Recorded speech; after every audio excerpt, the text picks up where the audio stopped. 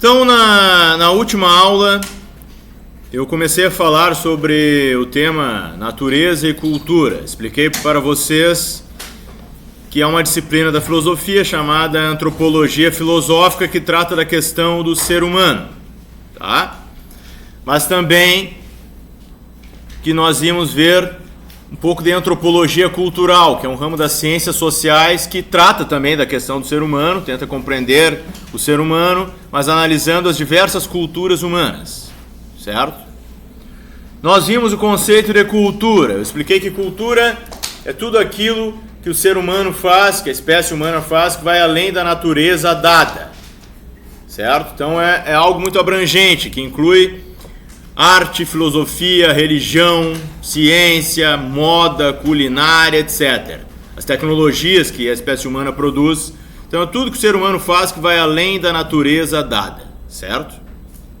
Então, nesse sentido, se um indivíduo vive em uma sociedade, ele tem cultura, tá?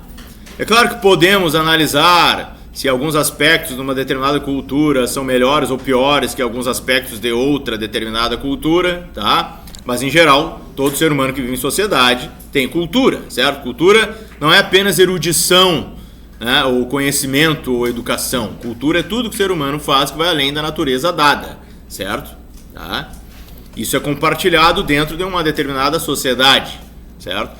Há uma grande diversidade de culturas humanas no mundo. Cada sociedade tem sua cultura. Há culturas parecidas, mas há muitas diferenças também entre culturas. A antropologia cultural vai analisar isso. É um ramo das ciências sociais. Geralmente nós estudamos isso aí dentro da disciplina de sociologia na escola, tá? Só que vocês não têm mais sociologia no primeiro ano, certo? Muito bem, então algumas coisas nós vamos ver na disciplina de filosofia mesmo, tá? Bom, continuando. Nós vimos que os animais, eles têm o instinto, certo? As demais espécies de animais têm instinto. Instinto é uma programação genética específica de cada espécie, tá? Por exemplo, João de Barro. Todo João de Barro, um macho, numa determinada idade da sua vida, ele vai construir uma casinha de barro. Ele não vai fazer um ninho de palha, mas sim um ninho de barro, certo? Ele vai tentar atrair uma fêmea para essa casinha de barro, tá? Para a procriação, certo? A aranha da espécie tal vai fazer uma teia do tipo tal. A aranha papa-mosca, ela é capaz de saltar e ela se alimenta de insetos, principalmente moscas, tá? Já o escorpião não é capaz de fazer teia. É um aracnídeo também, mas não é capaz de fazer teia. Cada espécie tem sua programação genética específica. Abelhas fazem a colmeia, certo? E procuram pólen nas flores para depois produzir o mel. As abelhas operárias fazem isso, tá? Então toda espécie tem uma programação genética específica da espécie. Então os indivíduos daquela espécie vão se comportar de acordo com aquela programação genética, certo? Mas há também o que nós chamamos de inteligência animal. Inteligência é a capacidade do animal de resolver problemas práticos. Isso é chamado de inteligência empírica. Empírico é tudo aquilo que eu posso perceber com os meus sentidos. Então empírico é o que é físico, material, tá? Quando o animal consegue resolver problemas práticos no ambiente onde ele vive, isso demonstra inteligência empírica, certo? Tá? Por exemplo, escapar, né, de um ambiente que tem ali algumas coisas que estão dificultando o seu movimento, caçar um outro animal e tal. Então os animais em geral, principalmente os mamíferos, né, eles possuem inteligência empírica. Por que eu falo mamíferos? São os que estão mais próximos da espécie humana. Nós somos mamíferos também, né? Outros animais, aves, né, répteis também possuem isso, só que é um pouco mais difícil identificar, né, porque estão um pouco mais distantes de nós, tá? Mas há aves muito inteligentes, como corvos e papagaios, etc. Tá? Bom, os animais que estão mais próximos a nós, os demais primatas, né, o ser humano é um primata também, mas chimpanzés, gorilas, orangotangos estão muito próximos a nós geneticamente. A diferença genética não é muito grande, tá? No entanto, eles não produzem cultura complexa como nós.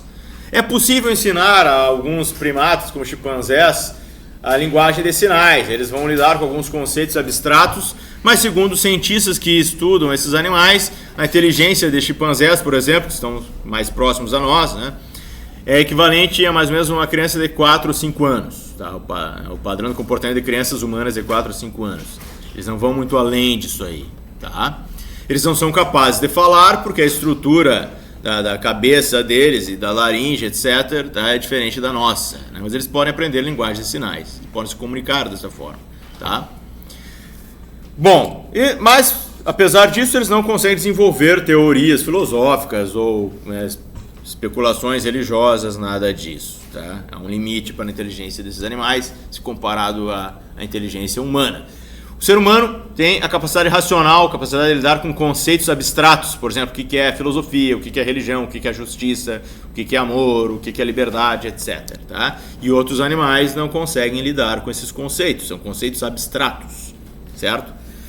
Então, como eu falei na última aula, o ser humano ele está imerso na cultura. Quando nós olhamos para o mundo, nós não estamos vendo o mundo tal como ele é, mas sim estamos vendo o mundo de acordo com os olhos da cultura, da sociedade na qual estamos inseridos, certo? Por exemplo, nós, aqui no Brasil. O Brasil é um país de cultura ocidental. E o que é cultura ocidental? Cultura ocidental é a cultura que se desenvolveu na Europa e tem como base a filosofia grega, certo? Antiga, né?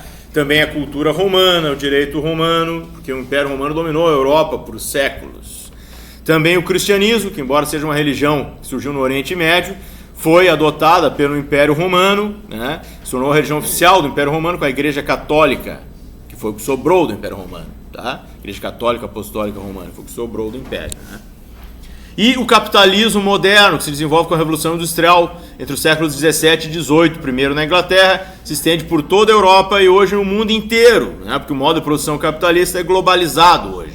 Certo? Vocês vão aprender isso também em História e Geografia, e também na Sociologia nos próximos anos. Bom, valores da cultura ocidental se espalharam pelo mundo, tá? Mas há países que têm culturas diferentes da nossa. Por exemplo, a China. A China é uma civilização milenar, tem uma cultura diferente da nossa, é uma cultura oriental. Se vocês tivessem crescido lá, vocês teriam uma visão diferente sobre as coisas, certo? Embora a China também tenha sofrido influências da cultura ocidental, se adaptou ao capitalismo também e tudo mais, eles têm uma tradição própria da cultura deles. Com relação à religião, por exemplo, o taoísmo, o confucionismo e o budismo são mais fortes lá do que o cristianismo. O cristianismo simplesmente não tem força lá. Tá? E além disso tem a ideologia do Partido Comunista Chinês, que domina a China já por décadas, né? Desde a década de 50. Tá? Bom, isso influencia a mentalidade do povo chinês, tá bom? Se vocês tivessem crescido numa tribo indígena isolada no meio da Amazônia, né, são povos que têm um estilo de vida diferente do nosso estilo de vida, tá? É um estilo de vida que está em extinção. Vocês teriam uma visão de mundo bem diferente sobre as coisas, certo? Além disso, dentro de uma mesma sociedade há grupos culturais. Exemplo, aqui em Santa Maria, que é uma cidade de porte médio, nós podemos encontrar grupos culturais com visões de mundo diferentes. Exemplo, Testemunhas de Jeová tem uma visão sobre a realidade diferente da visão dos punks anarquistas, certo? Ou então, ateus marxistas, eles têm uma visão de mundo diferente da visão de mundo de evangélicos, a igreja quadrangular, certo? Entenderam? Então, dentro de uma mesma cidade, né? E entre os indivíduos também há visões diferentes, certo? Porque cada um tem a sua subjetividade. Subjetividade tem a ver com a forma como cada um percebe e interpreta a realidade, certo? O que se passa dentro da mente de cada um, como cada um percebe o mundo, né? O próprio corpo do indivíduo, não há um corpo igual ao outro, certo? Isso já influencia a forma como cada um vai perceber o mundo, né? Há valores em comum? Sim. Há uma cultura em comum? Sim. Tá? No caso, a cultura brasileira aqui. Mas cada um pode interpretar o mundo de uma forma peculiar também. É claro que é uma tendência do ser humano, como é um animal social, em seguir o que a maioria faz, certo? Não são muitos os que tentam desenvolver valores próprios, uma visão própria sobre a realidade. A filosofia vai tentar ajudar nisso, né? Mas mesmo assim, cada indivíduo é um indivíduo, então vai ter uma visão peculiar sobre a realidade, vai sentir e perceber o mundo de uma forma própria, tá? Tem a ver com a subjetividade, tá? Depois o livro vai falar sobre a linguagem. Os animais possuem linguagem também, só que isso está mais ligado ao corpo deles e são linguagens não muito complexas. Por exemplo, o cão. O cão demonstra algumas coisas, né, através do corpo dele, balança o rabo, etc. Né?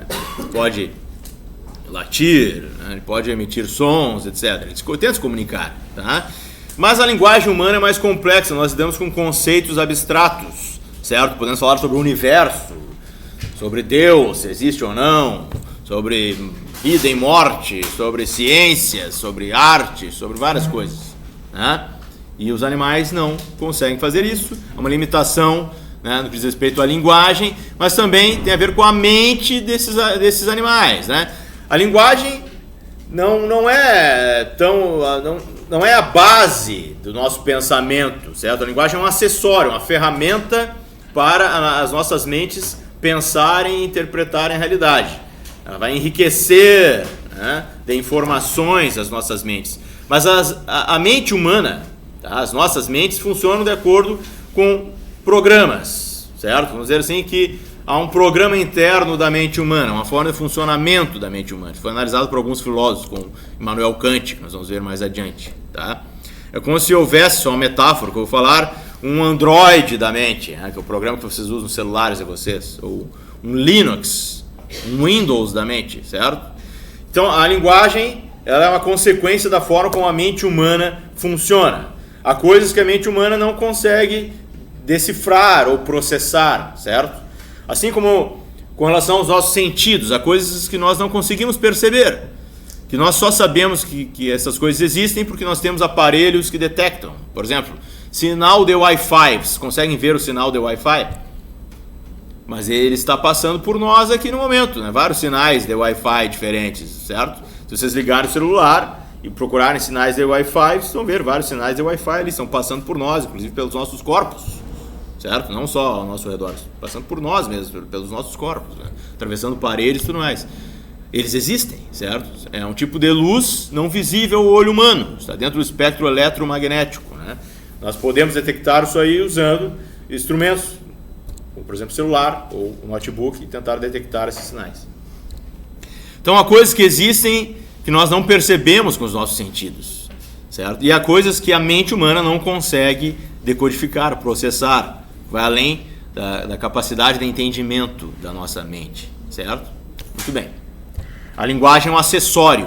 Com a linguagem nós podemos adquirir mais informações, trocar informações, e isso é básico para a cultura, porque através da comunicação nós vamos acumulando informações e passando isso geração após geração, certo? E como naquela foto que aparece ali na página 35 ou 34, né, tem que ver ali, temos a foto uma pegada de um astronauta na Lua, em 1969, tá? Como é que nós conseguimos chegar na Lua? Acumulando conhecimento, geração após geração, graças ao que nós chamamos de cultura, certo? Depois vocês vão ver aí, né, a questão da tradição e ruptura, certo? Toda cultura tem uma tradição, né? São valores e costumes que são passados geração após geração, tá? Mas se não ocorressem momentos de ruptura, novas descobertas, novas tecnologias são desenvolvidas, revoluções que acontecem, as coisas não iriam mudar, certo? Tá? Por exemplo, se dependesse da Igreja Católica que dominava a Europa na Idade Média, em parceria com os nobres senhores feudais, certo? Provavelmente estaríamos ainda vivendo de acordo com o feudalismo, porque para eles estava tudo muito bem, certo? Mas aconteceram transformações culturais, revoltas, rupturas, a reforma protestante, novas igrejas surgiram, etc. Tá? Então as mudanças ocorrem, a cultura vai sendo alterada, certo? E assim as coisas vão mudando, tá? O ideal é buscar um meio termo, um equilíbrio. As tradições são importantes, mas também as rupturas, certo? Só tradições, aí as coisas não mudam. Só rupturas pode causar um desequilíbrio na sociedade. Então o ideal é um meio termo, como dizia lá o Aristóteles.